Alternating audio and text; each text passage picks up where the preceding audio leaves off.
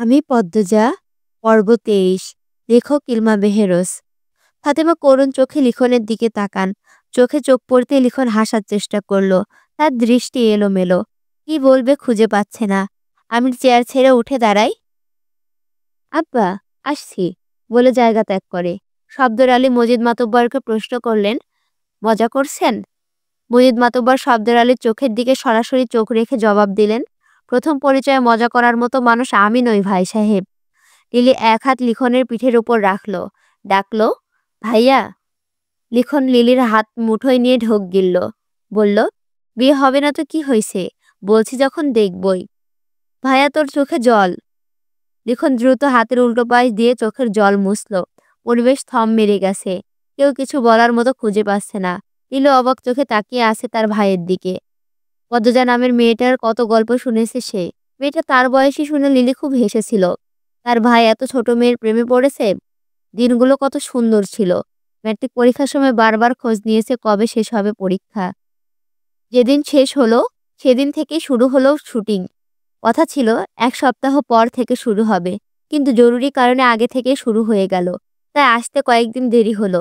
মজিদ মাতব্বর স্তব্ধ কাটিয়ে বললেন, বিয়েটা একটা দুর্ঘটনার জন্য খুব দ্রুত ঠিক হয়ে গেছে। এখন উৎসুক হয়ে জিজ্ঞাসা করল, কি দুর্ঘটনা? ফরিনা সন্দিহান গলায় বললেন, তার আগে তুমি কও, পদ্মজার লগে তোমার কি প্রেম টেম আসিল? লিখন ফরিনার প্রশ্নে বিব্রত বোধ করল। ধীর কণ্ঠে জবাব দিল, না, আমি শুধু আমার পক্ষ থেকেই ভালোবাসতাম। লিখনের উত্তরে ফরিনা সন্তুষ্ট হলেন। শব্দের আলী কি দুর্ঘটনা ঘটেছিল জানতে চাইলেন। মজিদ মাতব্বর সময় নিয়ে ধীরে ধীরে সব বলেন। সব শুনে লিখন আশার আলো দেখতে পাই।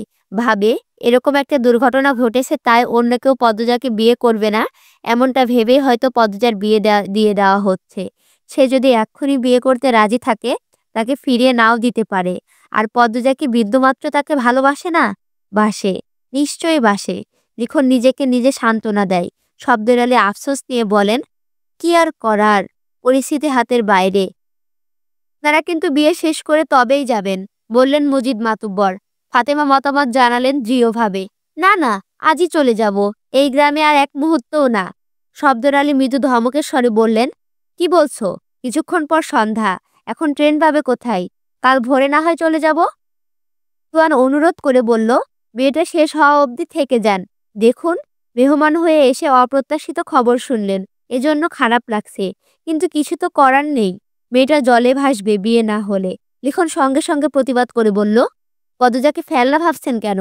কেউ অপবাদ দিলে সে কি পচে যায়? তুয়ান কিছু বলতে গেলে মজিদ মাতুব্বর কড়া চোখে তাকিয়ে থামতে বলেন। এরপর শিখাকে ডেকে বলেন, উনাদের ঘরে নিয়ে যাও। আর আপনারা না করবেন না, আমি আপনাদের অবস্থা বুঝতে পারছি। বিয়ে অবধি না থাকুন, রাতটা থেকে যান। বাধ্য হয়ে ফাতেমা থাকতে রাজি হলেন। তিনি রাগে রাগে ফোঁসফোঁস করছেন। সব রাগ পড়ছে হাওলাদার বাড়ির ওপর। মনে মনে এই বাড়ির বিনাশ চাইছেন তিনি। মেয়েটাকে তুলে নিয়ে যেতে ইচ্ছে হচ্ছে তার। লিখন তার চোখের মণি, নয়তো কি গ্রামের মেয়ে নিতে আসতেন? আর সেই ছেলের মন ভাঙবে এভাবে? ঘরে ঢুকেই তিনি চোখের চশমা ছুঁড়ে ফেললেন বিছানার ওপর। কটমট করে শব্দর আলীকে বললেন, তোমার না এক বন্ধু আছে মেজর, তাকে কল করে বলো মেয়েটাকে তুলে এনে লিখনের সাথে বিয়ে দিতে। আমার ছেলেকে আমি হারতে দেখতে পারবো না। আহ, চুপ করো তো। সব জায়গায় ক্ষমতা চলে না। পরিস্থিতি বোঝার চেষ্টা করো। কিসের পরিস্থিতি? তুমি জানো, তোমার ছেলের ব্যক্তিগত ডায়েরিতে আগে শুধু আমার নামই ছিল, আর সেখানে এখন বেশিরভাগ পদ্মজার নামটি লেখা। কতটা পাগল এই মেয়ের জন্য। এখন এখন মেয়েটাকে ছেড়ে শহরে চলে গেলে ছেলেটা দেবদাস রূপ দেখতে হবে, আর আমি সেটা পারবো না। শব্দর আলী পায়ের মোজা খুলতে খুলতে বিরক্ত নিয়ে বলেন, তোমার যা ইচ্ছে করো, আমি পারবো না। ক্লান্ত আমি, শান্তি দাও। ফাতেমা কড়া কিছু বলতে গিয়েও থেমে গেলেন। লিলি ঘরে ঢুকেছে, লিখন আসেনি। আমি না লিলিকে প্রশ্ন করেন, লিখন কোথায়? কি জানি। ভাইয়া ব্যাগটা আমার হাতে দিয়ে বেরিয়ে গেল। রোদের কঠিন রূপ শীতল হয়ে এসেছে। মৃদু বাতাস বইছে। তবুও লিখন ঘামছে। সে পদ্মজার বাড়িতে যাচ্ছে। তঙ্কে ঠোঁট শুকিয়ে কাঠ। মাথায় শুধু কয়েকটা প্রশ্ন ঘুরপাক খাচ্ছে। আমি কি পাগলামি করছি? এত আয়োজন ভেঙে কি আমার হাতে তুলে দেবেন পদ্মজাকে? পদ্মজা আমাকে দেখলে কি কাঁদবে? ভালোবাসেনি একটুও? মায়া নিশ্চয়ই জমেছে। লিখন আকাশের দিকে তাকিয়ে মনে মনে আল্লাহর কাছে অনুরোধ করেন, আল্লাহ, সব যেন ভালো হয়। পূর্ণা বারান্দায় চেয়ার নিয়ে বসে আছে। বাড়ির পেছনে গীত গাইছে অনেকেই, সাথে তাল মিলিয়ে দুই বুড়ি নাচ করছে।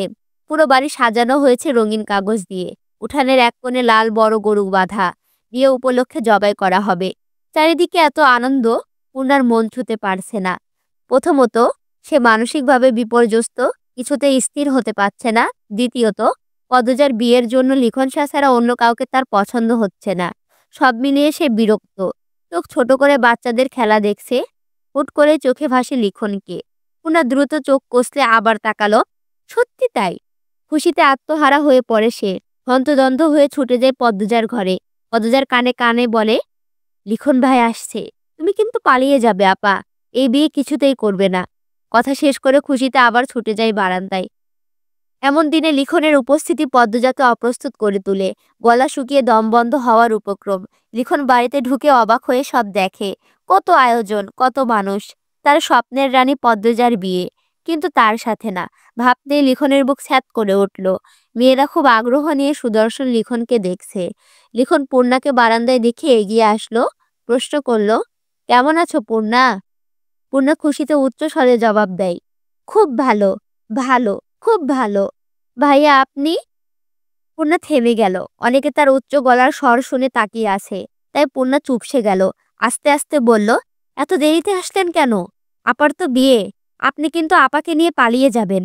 পূর্ণার এহেন কথায় লিখন হাসে। আদুরে কণ্ঠে জানতে চাইল, আন্টি কোথায়? পূর্ণা ঝটপট করে বলল, আপনি আসুন ঘরে, আমি আম্মাকে ডেকে নিয়ে আসছি। লিখনকে সদর ঘরে বসিয়ে পূর্ণা ছুটে গেল আম্মাকে আনতে। হেমলতা রান্নাঘরে রান্না করছিলেন। পাশে অনেকেই আছে। পূর্ণা ইশারায় বাইরে আসতে বলে। হেমলতা হাত ধুয়ে বেরিয়ে আসেন। পূর্ণা ফিসফিসিয়ে বলে, লিখন ভাই আসছে। কোথায়? বসতে দিয়েছিস? হ্যাঁ দিছি, তুমি আসো। হেমলতা ব্যস্ত পায়ে হেঁটে সদর ঘরে আসেন।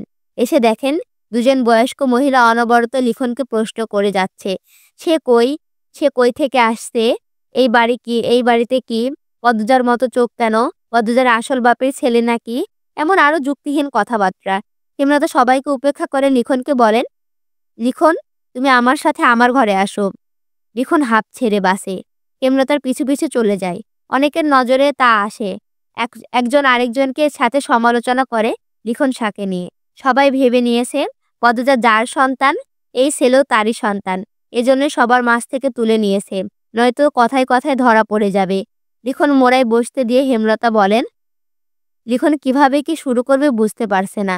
হেমলতা শুরু করলেন, আমি জানি তুমি কি বলবে। তোমার দুটো চিঠি আমি পড়েছি। লিখন চমকে তাকালো, আবার স্বাভাবিক হয়ে গেল। হেমলতা বলেন, দেখো লিখন, পরিস্থিতি আর হাতে নেই। অন্য সময় হলে আমি পদ্মজাকে তোমার হাতে তুলে দিতাম। তুমি নম্র, ভদ্র, বুদ্ধিমান ছেলে, কমতি নেই কিছুতেই। কিন্তু এখন তা সম্ভব নয়। তবুও পদ্মজা তোমাকে নিজে মুখে যদি চাই, আমি তাৎক্ষণিক তাকে তোমার হাতে তুলে দেব।